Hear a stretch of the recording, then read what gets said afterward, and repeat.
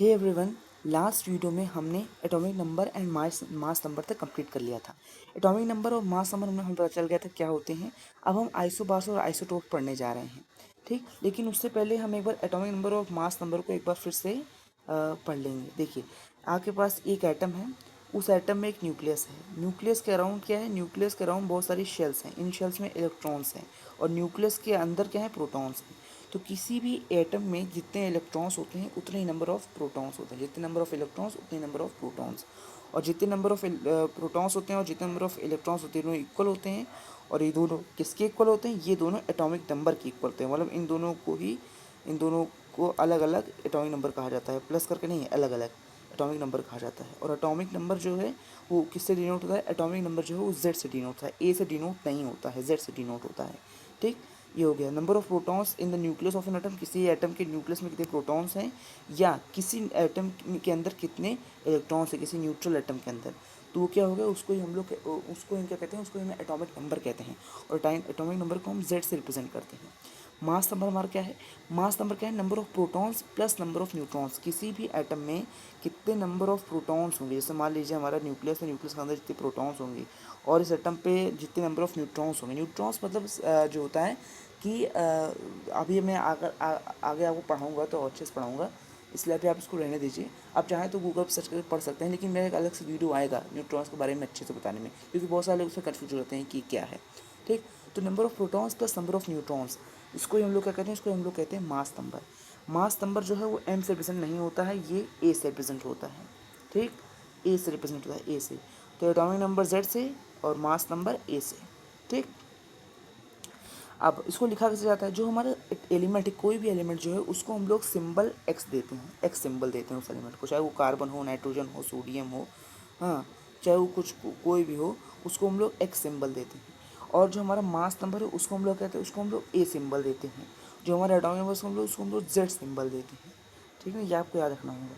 जैसे मान लीजिए हमारा ये एलिमेंट एक्स है, तो ये हमारा जो मास नंबर होगा वो हम ऊपर लिखेंगे सुपर स्क्रिप्ट में, ठीक ना। मास नंबर किस में लिखेंगे? सुपर स्क्रिप्ट में लिखेंगे। सुपर स्क्रिप्ट मतलब ऊपर, यहाँ। और ऊपर कहाँ? ऊपर हमारे कौन सी साइड पे? ऊपर हमारे लेफ्ट हैंड साइड पे, ठीक, लेफ्ट हैंड साइड पे ऊपर। और फिर हमारा जो हमारे लेफ्ट हैंड मतलब हम जिस तरीके से किताब को पढ़ते हैं उस तरीके का लेफ्ट हैंड साइड पे, ठीक। और जो नीचे क्या है? नीचे हम लोग लिखेंगे एटॉमिक नंबर जेड, जिससे उसको हम लोग जेड से रिप्रेजेंट करते हैं। तो अभी तक आपको इतना पता चल गया होगा, एटॉमिक नंबर मतलब number of protons in the nucleus of an atom और the number of electrons on an या इन एन न्यूट्रल एटम। और हमारा मास नंबर क्या है? Number of protons plus number of neutrons. अब हम आते हैं आइसोबार्स और आइसोटोप्स, जो हमारा आज का टॉपिक है। आइसो मतलब जो टर्म है, इस टर्म का मतलब होता है सेम। आइसो मतलब सेम। तो आइसोबार्स एंड आइसोटोप्स, आइसोटोप्स क्या होते हैं? ऐसे एटम्स जिनका जो एटॉमिक नंबर है वो तो सेम हो, पर मास नंबर जो हो वो डिफरेंट हो। मतलब कि नंबर ऑफ प्रोटॉन्स और नंबर ऑफ इलेक्ट्रॉन्स ये दोनों इक्वल हों, ठीक ना। ये दोनों क्या हों? इक्वल हों। ये ऐसे एटम्स के, जैसे मान लीजिए कि हमारे एक कार्बन है, जैसे यहाँ भी देखिए बताइएगा।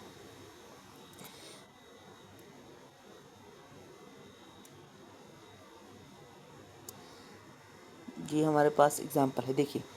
हाइड्रोजन के 3 आइसोटोप्स होते हैं, प्रोटियम, ड्यूटेरियम, ट्रीटियम। इसका एग्जाम में क्वेश्चन आता है इसलिए बता रहा हूँ। अब देखिए, प्रोटियम, ड्यूटेरियम और ट्रीटियम, ये जो तीनों हाइड्रोजन के आइसोटोप्स हैं, इसमें क्या है? एटॉमिक नंबर जो है वो तीनों का 111 है। देखिए जेड जो है क्या है? वो तीनों का 1 है। लेकिन जो मास नंबर है, मतलब जो ऊपर लिखा जाता है, जेड नीचे लिखा जाता है एटॉमिक नंबर, मास जो है ए जो है वो ऊपर लिखा जाता है, वो क्या है? प्रोटियम का 1 है, ड्यूटेरियम का 2 है और ट्रीटियम का 3 है, ठीक है ना। तो यहाँ एटॉमिक नंबर सेम है हाइड्रोजन के तीनों आइसोटोप्स का, लेकिन जो मास नंबर वो डिफरेंट है। मतलब जिन एटम्स का एटॉमिक नंबर क्या हो? सेम हो, पर मास नंबर डिफरेंट है। मतलब कि नंबर ऑफ प्रोटॉन्स और नंबर ऑफ इलेक्ट्रॉन्स एटम्स में इक्वल, जिससे जितने नंबर ऑफ इलेक्ट्रॉन्स जो है वो प्रोटियम में, उतने नंबर ऑफ इलेक्ट्रॉन्स ड्यूटेरियम में भी हैं और ट्रीटियम में भी हैं। जितने नंबर ऑफ प्रोटॉन्स प्रोटियम में हैं उतने नंबर ऑफ प्रोटॉन्स ड्यूटेरियम में भी हैं, ट्रीटियम में भी हैं, ठीक ना, ऐसे। और इसमें भी प्रोटॉन्स इक्वल हैं, इसमें प्रोटॉन्स इक्वल है, इसमें प्रोटॉन्स इलेक्ट्रॉन्स इक्वल है, इसमें प्रोटॉन्स इलेक्ट्रॉन्स इक्वल है, इसमें प्रोटॉन्स इलेक्ट्रॉन्स इक्वल है, और ट्रीटियम में भी प्रोटॉन्स इलेक्ट्रॉन्स इक्वल हैं। तो ये क्या हो गया? हमारा एटॉमिक नंबर क्या है? वो सेम है, पर mass number different. Mass number मतलब कि इसमें जो है वो नंबर ऑफ प्रोटॉन्स और नंबर ऑफ न्यूट्रॉन्स का जो सम है वो 1 आ रहा है। ड्यूटेरियम में क्या है? 2 आ रहा है और ट्रीटियम में वो 3 आ रहा है, ठीक ना। तो ये हमारा हो गया मास नंबर जो है वो ऐसे डिफर कर रहा है, ठीक। तो ये हमारा हो गया आइसोटोप्स। आइसोबार क्या होता है? आइसोबार मतलब कि जो मास नंबर है वो सेम है, एटॉमिक नंबर डिफरेंट है। जैसे कि हमारा ये हो गया कार्बन, ये हमारा हो गया नाइट्रोजन। अब देखिए यहाँ ऊपर दोनों में 14 है। ऊपर क्या है देखिए, कार्बन में भी 14 है, नाइट्रोजन में भी 14 है। ध्यान से अगर आप देखेंगे तो आपको दिखेगा दोनों में क्या है, 14 है। लेकिन नीचे क्या है, एक कार्बन में 6 है, नाइट्रोजन में 7 है। मतलब कार्बन और नाइट्रोजन दोनों में number of protons plus number of neutrons, protons और न्यूट्रॉन्स के नंबर्स का सम हाँ क्या है, 14 ही है। लेकिन उनका जो एटॉमिक नंबर है, मतलब कि number of protons in the nucleus of an atom और the number of electrons in neutral atom, वो क्या है, डिफर कर रहा है। ठीक, तो आइसोबार्स क्या होते हैं, जिनका मास नंबर सेम हो, एटॉमिक नंबर अलग हो। आइसोटोप्स क्या होते हैं, जिनका एटॉमिक नंबर सेम हो, मास नंबर अलग हो। ठीक ना। अब ऐसे ही 3 टर्म्स और आते हैं। वो 3 टर्म्स क्या होते हैं, एक होता है आइसो इलेक्ट्रॉनिक। आइसो इलेक्ट्रॉनिक मतलब जिन जिन एटम्स में, जैसे मान लीजिए हमारे पास 2 एटम्स हैं, एटम नंबर 1, एटम नंबर 2, 1 2। अब इन दोनों एटम्स में अगर इलेक्ट्रॉन्स का नंबर सेम है, जैसे इसमें भी 6 इलेक्ट्रॉन्स, इसमें भी 6 इलेक्ट्रॉन्स है, तो क्या हुआ, ये आइसो इलेक्ट्रॉनिक है। ये दोनों आइसो इलेक्ट्रॉनिक हैं आपस में। उसके बाद अगर हमारे पास फिर 2 एलिमेंट है, से एक 1 एक 2, अगर क्या है इनमें जो इलेक्ट्रॉन्स वो सेम नहीं है, तो ये लोग अगर इनके नंबर ऑफ इलेक्ट्रॉन्स सेम नहीं है, तो ये लोग आइसो इलेक्ट्रॉनिक नहीं है। आइसो इलेक्ट्रॉनिक, मैं लिख के बता देता हूँ टर्म। वो टर्म ऐसे लिखा जाता है, आइसो इलेक्ट्रॉनिक। इसको कहते हैं हमारा आइसो इलेक्ट्रॉनिक। ठीक, तो इसको आइसो इलेक्ट्रॉनिक कहते हैं। उसके बाद हमारा आता है आइसो टोन्स। आइसोटोन्स आते हैं। आइसोटोन्स क्या होते हैं, देखिए आइसोटोन्स मतलब किसी एटम में कितने नंबर ऑफ न्यूट्रॉन्स हैं, कितने नंबर ऑफ न्यूट्रॉन्स हैं।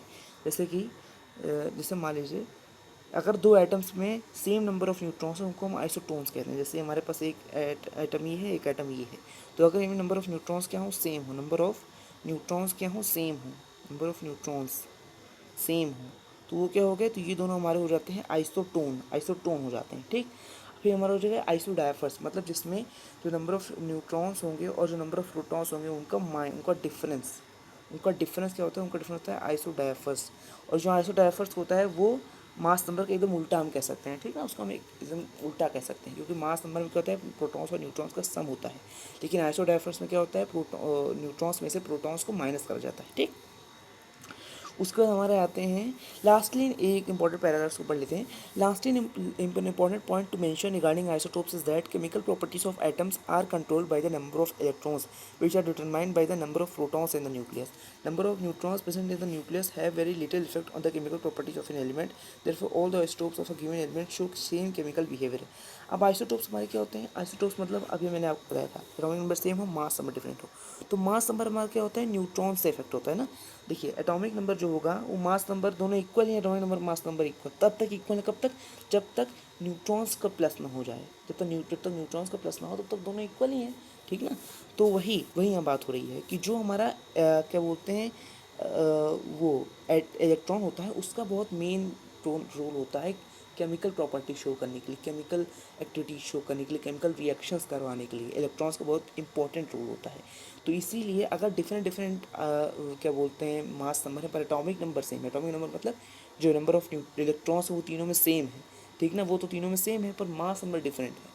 ठीक ना, तो क्या है, तो ठीक है, कोई डिफरेंस, कोई बड़ी चिंता नहीं, क्योंकि क्या है, केमिकल रिएक्शन जो होगा वो सबका सेम ही होगा, केमिकल प्रॉपर्टीज जो होंगी वो सेम ही होंगी, एक तरीके से वो लोग केमिकल एक्टिविटी में भाग लेंगे। ठीक ना, तो वही यहाँ बात हो रही है। ये पैराग्राफ आपको अच्छे से पढ़ लेना है, क्योंकि यहाँ पूछा जाता है एग्जाम में कि ऐसे question case study based question आते हैं, तो ये इंपॉर्टेंट आपके लिए, ये पैराग्राफ आपके लिए इंपॉर्टेंट है। ठीक, तो ये मैंने आइसोटोन्स, आइसोडायफर्स, आइसो इलेक्ट्रॉन्स बताए, ये भी आप अच्छे से पढ़ लीजिएगा।